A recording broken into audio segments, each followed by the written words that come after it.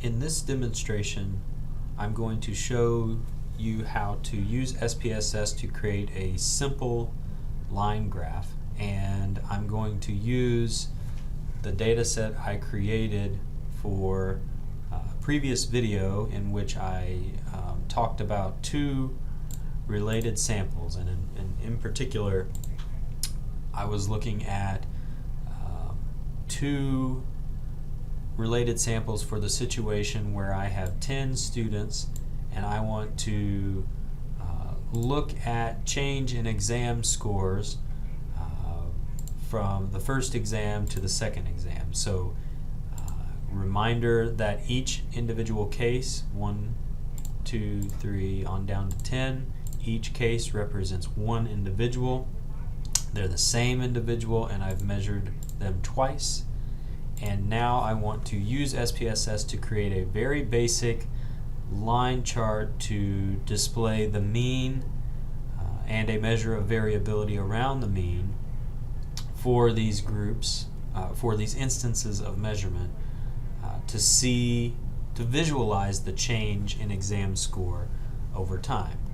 So the first thing that I'm going to do, I'm going to use the chart builder method to do this, because I think it's a simple way to do it, and I like to see the visual workspace as I work through and program characteristics into the chart or the line graph. So the first place we're going to go once we have our data set up in this particular way is to go to Graphs, Chart Builder, and if you've watched the previous video when I did this for two independent groups, you'll see the same window here that has the workspace and your chart options down at the bottom. In this case, since I have two related samples, so they're the same individuals at measurement instance 1 or exam 1 and measurement instance 2 or exam 2, I would choose a line graph because it allows the reader, when you see this and the line connects the two instances of measurement, it seems to insinuate to the reader that these are connected in some way, and of course they're related samples because they're the same individuals just measured twice. So the first thing I'm going to do in my workspace is I'm going to go down here to line, and I'm going to drag and drop this first one that when you roll over it, it says simple line, and I'm going to drop that into my workspace. And so you should see this in the workspace, and it awaits a definition for your x and your y axis. Now, this is one of the tricky things but once you know it in SPSS, you'll remember it. You'll notice that in most cases when you're making a plot, you want to use your x-axis to have a way to group your measures together. In this case, if you look at your variable list, we don't have one of those categorical or nominal variables in there. But SPSS is intuitive enough that if we do what I'm about to show you, it will be able to read what you're trying to do and create that x-axis for you. So one way to do this would actually be to take your measures, and just keep in mind we have two measures in this case, and in most cases we're going to be putting our measures in our y-axis area here. So I'm going to show you one way to do it, then I'll tell you another way, just so you know there are multiple ways to do the same thing. I'm going to first take exam 1 and drop it into my y-axis. And as you know, scale variables, in previous videos I noted this, it will by default plot your mean, which is what we want to do. We want to display the means for these two instances of measurement. Now, what's missing is the exam 2 from this plot. And what we're going to do is we're going to drag this, but you're going to drag it to a specific place in this y-axis box. And so if you try to do it down here, what would happen is if I dropped it here, it's just going to replace exam 1 with exam 2. But if I were to drop it closer to the top, where you see that plus illuminate at the top, once you see the plus, you're going to drop it there. And what it's going to do is it's going to tell you that it's reading that you have 2 instances of measurement, and it's going to create your x-axis values for you, and it's going to label them in this way, which makes sense, exam 1, exam 2. And so when you do that, you click OK, and then you see your x-axis pop up, exam 1, exam 2, and you see your 2 measures, exam 1 and 2, the means, being represented here. Now, just to show you there's another way to do it, if you click reset here, I'm going to drop my line chart back in there. I can do all of this at the same time by clicking on exam 1, hold the control button on my keyboard, click exam 2 so they're both selected at the same time, and if I drag them both at the same time, it will automatically do the index for me. I click OK, and I'm back to that plot.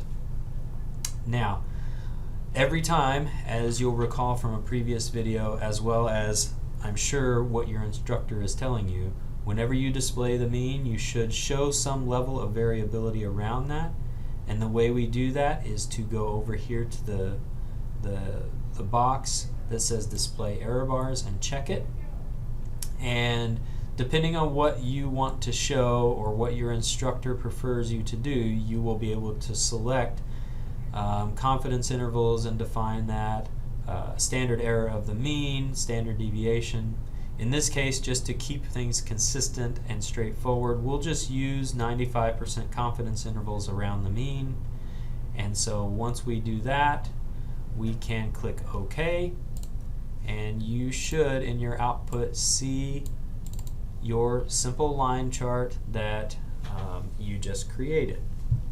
Now, of course, you're going to likely want to edit this down to APA standards, and I'll go ahead and do that so it's a good recap of that. So if we double click on this, we get our chart editor window. Note that in APA format you will not want this title in there. Your title will be in your figure caption, and I'll allow your instructors to teach you to do that. If you click on that title one time in your plot and push delete on your keyboard, it goes away. Here on your y-axis, you see your axis label as mean.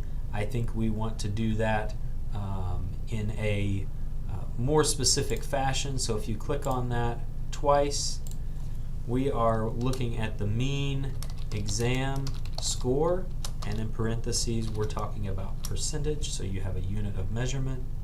Once you type that in, you can click off and it saves it. Keep in mind that your APA guidelines would want this X or the Y-axis size to be bigger and consistent with your other axes. So if I click on the Y-axis, I'm going to go over and change that to 12 and click apply.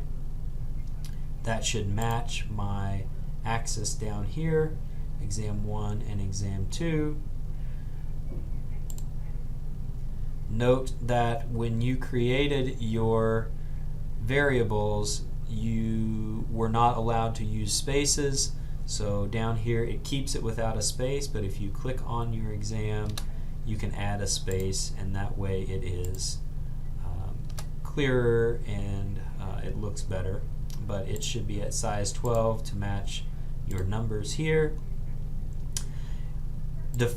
Defining what your error bars represent down here. By default, SPSS puts it here. That will be something that you'll likely do in your figure caption, so you can remove that by clicking on it once and pushing delete.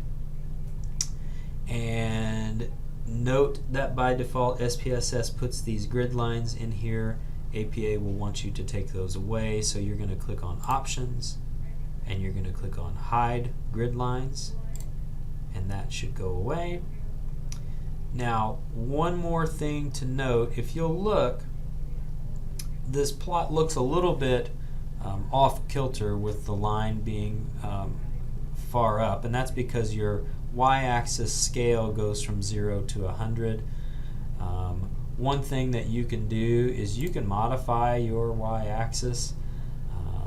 One way that you can do that is you can click on it and you can go to scale, and you can change where it starts, how much it increments between major tick labels. Another way to get to the same menu would be to actually click on this Y button up here. And what we were going to do, I want this to be a little bit closer into the middle, so we can actually change the start. Maybe we can start at 20 and see if that modifies it a little bit. And it looks like it's got my increment, changes it a little bit and blows it up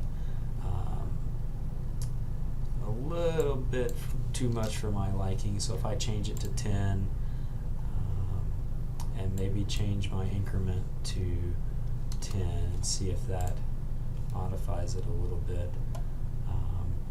Either way, you can mess with this as much as you wish, or you can put it to however your instructor prefers you to do this.